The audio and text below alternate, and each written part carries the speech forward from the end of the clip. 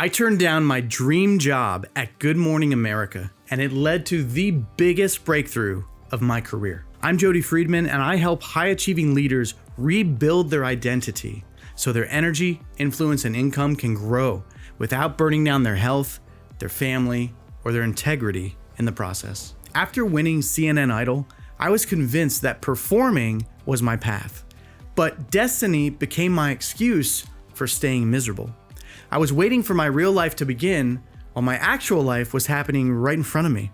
High achievers do this constantly.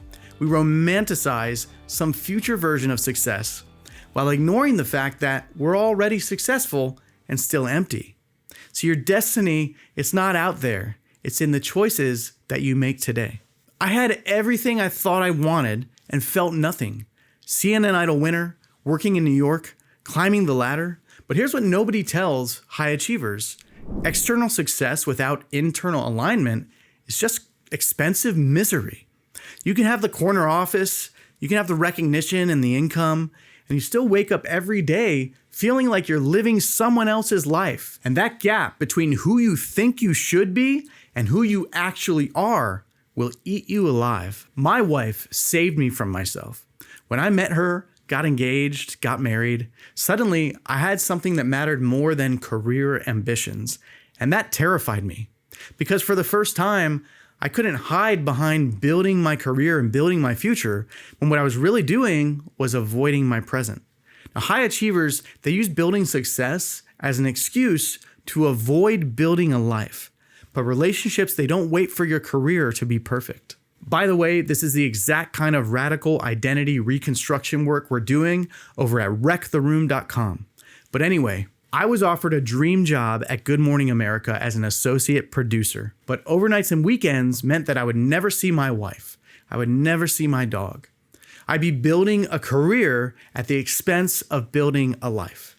And here's what high achievers don't realize. Every opportunity that costs your relationships, it's not an opportunity. It's a trap. Success that requires you to sacrifice everything that matters isn't success. It's addiction. I had to choose who I thought I should be or who I actually wanted to be. The old me would have taken that Good Morning America job without question. Success at any cost. But leaders, we make different choices than performers. Performers chase applause. Leaders choose alignment. For the first time, I was empowered to make a decision around my values instead of my fear. And that's when everything changed. So I turned down Good Morning America. I said no to my dream job. I chose my wife over my destiny. It felt like career suicide. But here's what happened. When you choose alignment over advancement, when you choose presence over performance, when you choose your values over your fears, the universe rewards you. Not immediately, but inevitably. One aligned decision is worth 10 years of grinding it out. Music supervising The Bachelor, my songs in films and TV shows worldwide, trailers, commercials, video games. I produced a feature film, and now I coach other high achievers who are struggling with exactly what I struggled with. It's the gap between external success and internal fulfillment. I didn't have to choose between success and sanity. I just had to rebuild my definition of success. When high achievers align their choices with their values instead of their ego, exponential results follow.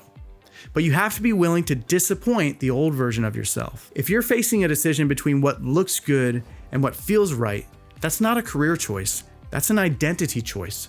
The question isn't whether you can keep performing at this level. The question is, are you ready to choose aligned impact over external validation? Because when you do, everything changes. Comment below and let me know if you're ready to choose alignment over performance.